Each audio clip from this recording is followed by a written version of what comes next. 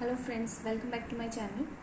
आज हम socio culture theory of लेव वाइगॉत्स्की पढ़ेंगे। ठीक है, तो जो वाइगॉत्स्की थे उन्होंने क्या कहा था कि जो लैंग्वेज है that plays an important role in development of a child और cognitive development of a child. और मेनली इन्होंने 3 एस्पेक्ट्स दिए थे।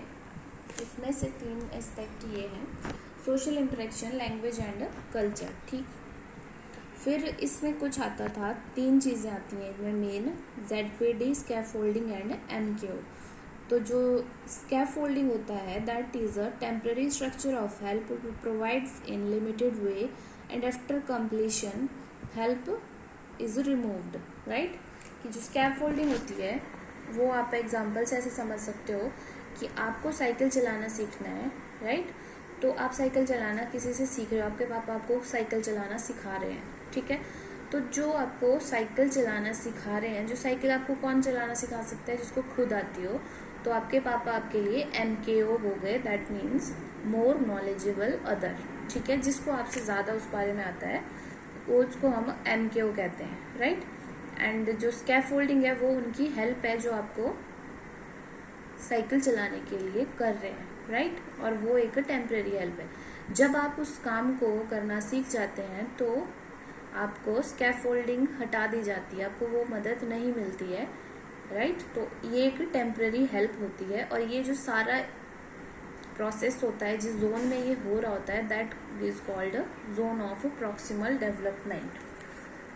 Next one is, according to Vygotsky, he divided language or speech into 3 parts: social speech, private speech and silent speech, silent or inner speech. Right, जो social है वो external communication होता है, used to talk others, और ये start होता है from the age of 2. private speech की बात हमने देखा था कि from the age of 3 में हुई थी. right, and silent speech मतलब एज ऑफ 7 के बाद, जब हम अपने माइंड में ही सोचना शुरू कर देते हैं, यानी हमें ऐसा लगता है कि हम अपने माइंड से ही बोल रहे हैं। ठीक है, अब इससे रिलेटेड हम कुछ क्वेश्चंस करते हैं आगे। The view children speak to themselves for self guidance given by Vygotsky. ठीक है, next is the phase at which a child can master a task if given appropriate support और help is known as zone of proximal development.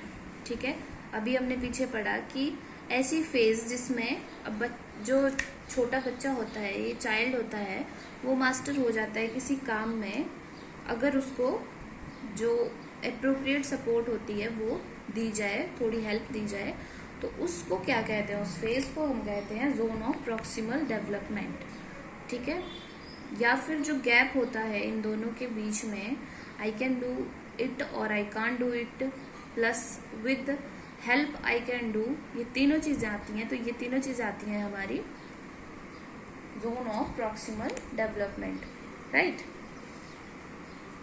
According to Lev Vygotsky learning is, तो according to Lev Vygotsky learning हमारे पास क्या है? Social activity. ठीक है, जहाँ भी हमारे पास सोसाइटी से रिलेटेड कोई पॉजिटिव एस्पेक्ट आएगा, सोसाइटी से इंटर रिलेटेड कोई चीज़ आएगी, ठीक है, या सोसाइटी से लर्निंग की कोई बात आएगी, एडजस्टमेंट की बात आएगी, तो वो थ्योरी हमेशा हमारे पास वाइगॉत्स्की की थ्योरी होगी। ठीक है, according to Vygotsky why children speak to themself, बच्चे खुद से बात क्यों करते हैं? Children use speech to guide the actions, कि बच्चे खुद को ही डायरेक्शन देने के लिए खुद से बात करते हैं, प्राइवेट स्पीच करते हैं, और जो लैंग्वेज डेवलपमेंट में एक मेन रोल प्ले करता है। In Vygotsky's theory which aspect of development gets neglected, कौन सा एस्पेक्ट है जो वाइगॉत्स्की की थ्योरी में नेग्लेक्ट किया गया है? दैट इज बायोलॉजिकल एस्पेक्ट और हेरिडिटरी एस्पेक्ट।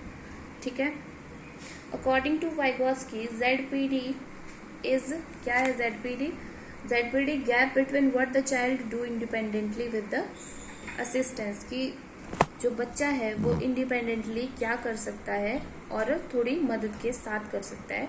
तो private speech given by Vygotsky which means, क्या मतलब होता है प्राइवेट स्पीच का according to Vygotsky? Children use speech to guide their own action, right. Next आता है learning can not be separated from, कि लर्निंग को हम किससे सेपरेट नहीं कर सकते, अ सोशल कॉन्टेस्ट से, ठीक। क्योंकि जो लेव वाइगोत्स्की हैं उनके अकॉर्डिंग लर्निंग ऐसी प्रोसेस है जो without society is not possible, ठीक है। जो बच्चे की लर्निंग डेवलपमेंट होगी वो सोसाइटी में रह के ही होगी, राइट। नेक्स्ट है according to Lev Vygotsky language development changes the nature of human thought, ठीक है, अभी हमने ऊपर समझा। नेक्स्ट इज ZPD इज, क्या होता है ZPD, actual gap between what a child can do independently and with assistance. Next is scaffolding in the context of learning refers to temporary support in learning by adult, ठीक है।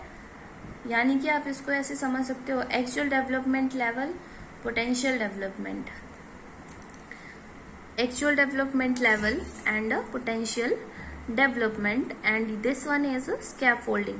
ये चीज है जो बच्चा एक्चुअल में कर रहा है और ये है कि उसका पोटेंशियल है, वो कर सकता है। तो यहां तक पहुंचने के लिए he needs scaffolding a temporary help, ठीक है। और ये सारा जितना भी प्रोसेस है दैट होल कवर्स ZPD, ठीक है। नेक्स्ट क्वेश्चन है primary cause of Vygotsky cognitive development is social interaction, right. In Vygotsky theory, aspect of development gets focused. Vygotsky ने डेवलपमेंट कैसा कौन सा एस्पेक्ट है जिसको फोकस किया है सबसे ज्यादा, दैट इज सोशल एस्पेक्ट, सामाजिक जो उनका एक एस्पेक्ट है उसको उन्होंने सबसे ज्यादा फोकस किया है। Implication of Vygotsky theory, collaborative problem solving, ठीक है, सबसे बड़ी इम्प्लीकेशन यही है, कोलैबोरेटिव प्रॉब्लम सॉल्विंग, सहयोगात्मक समस्या समाधान, ठीक है। सहयोगात्मक, जहां भी आपको सहयोग की या किसी हेल्प की या कोई ऐसा वर्ड आपको समझ आता है जिससे ऐसा लगता है कि आपको किसी दूसरे के साथ उसको रिलेट करके किया जा रहा है, that is related to Lev Vygotsky's theory, right. Next is which of the following is based on Vygotsky social culture theory, ठीक है। कुछ नीचे एग्जाम्पल्स थे आपके पास, कुछ ऑप्शंस दिए थे, उनमें से जो रेसिप्रोकल टीचिंग है वो रिलेटेड होती है वाइगोत्स्की थ्योरी से, और वो कैसे होती है इसको हम एक एग्जाम्पल से समझेंगे। कि सपोज कीजिए आप क्लास में गए हो, ठीक है, क्लास में आपने कोई टॉपिक पढ़ाना शुरू किया, उससे क्या होगा, क्वेश्चनिंग शुरू होगी, आप कुछ बताओगे, बच्चे पूछना शुरू करेंगे। जब बच्चे पूछना शुरू करेंगे उसके बाद थॉट्स की क्लैरिटी होगी, आप उनको बताओगे कि ऐसा होता है, जो भी उनका थॉट होता है उसको, उनके जो डाउट्स होते हैं उनको क्लियर करोगे। जब क्लियर करोगे तो एक्सप्लेनेशन ऑटोमेटिकली हो जाती है, राइट। और जब एक्सप्लेनेशन हो जाती है उसके बाद फीडबैक भी मिलता है, जब बच्चों से पूछते हो तो फीडबैक भी उसका मिलता है। फिर अगेन आप पढ़ाना शुरू करोगे तो दोबारा से सेम प्रोसेस रिपीट होगी, questioning, clarity, explanation and feedback, ठीक है। तो जो रेसिप्रोकल टीचिंग है वो उसका मीनिंग हमारे पास इतना हम समझ सकते हैं कि ये एक इंटरेक्शन होती है डिफरेंट पार्ट्स में, ठीक है। डिफरेंट टाइप्स के पार्ट्स जो होते हैं, जैसे क्वेश्चनिंग है, क्लैरिटी है, एक्सप्लेनेशन है, फीडबैक है, इन सब में क्या है कि इंटरेक्शन है। जब क्वेश्चनिंग होगी तभी हमारे पास कोई क्वेश्चन की क्लैरिटी करने के लिए हम सोचेंगे या उसको एक्सप्लेन करेंगे, राइट। सो जो वाइगोत्स्की की सोशियो कल्चरल थ्योरी है that is related to reciprocal teaching, right. Next question है लेव वाइगोत्स्की वॉज फ्रॉम, कहाँ से थे ये, रशिया से। Name the theory given by Vygotsky, it's socio cultural theory.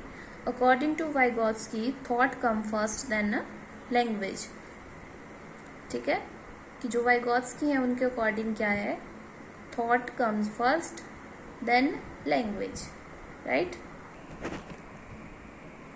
थोड़ा सा हम इसको पढ़ लेते हैं अभी, MQ का समझ लेते हैं meaning. MQ that enables the child to perform task until such time that the child can perform this task independently, ठीक है। हमें अभी अपने एग्जाम्पल पढ़ा था, या फिर हम ये भी सोच सकते हैं कि जैसे हमें क्लास में पढ़ाई करनी होती है, हम कुछ समझ रहे होते हैं, सीख रहे होते हैं, और वो चीज़ हमें नहीं आ रही होती है, तो टीचर हमें एक MKO के रूप में फैसिलिटेट करते हैं, राइट। ठीक है, जब हमें वो चीज़ें आ जाती हैं, उन चीज़ों को हम अच्छे से मास्टरी कर लेते हैं उन चीज़ों पे, तो फिर उसके बाद टीचर हमें वो हेल्प नहीं करते हैं, राइट। या फिर हम इसको ऐसे समझ सकते हैं, adjust the level of guidance in order to fit the students current level of performance, right. So I hope आपको ये वीडियो पसंद आया होगा। Thank you so much for watching.